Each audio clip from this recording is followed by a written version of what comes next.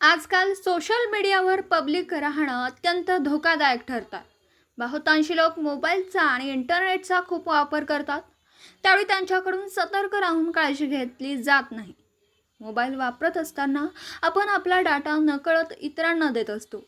अनोळखी व्यक्तीची post like, share करणं, फ्रेंड रिक्वेस्ट ॲक्सेप्ट करणं यातून आपला डाटा दुसऱ्यांकडे जात असतो.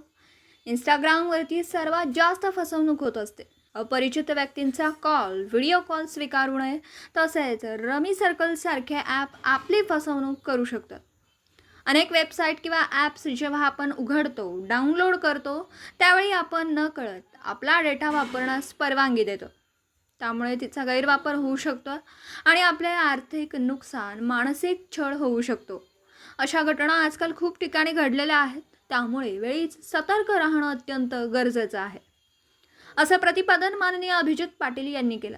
येथील सौ शोभा काके बाबर कन्या महाविद्यालय अर्थशास्त्र विभागाद्वारे आयोजित सायबर सिक्युरिटी या विषयावरील कार्यक्रमामध्ये माननीय अभिजित पाटील प्रमुख वक्ते म्हणून बोलत होते. आपला पासवर्ड वरच्यावर बदलला पाहिजे. ऑफिशियल अकाउंटवरीलच ईमेल ग्राह्य धरावेत. सार्वजनिक वायफाय वापरू नयेत. UPI, फेक रिक्वेस्ट स्वीकारू नयेत, असंही त्यांनी सांगितलं. दुसरे वक्ते माननीय प्रवीण माने यांनी सायबर सिक्युरिटीसाठी गुगल लेन्स तसेच काही ॲप्सचा वापर करून आपण सुरक्षित राहू शकतो.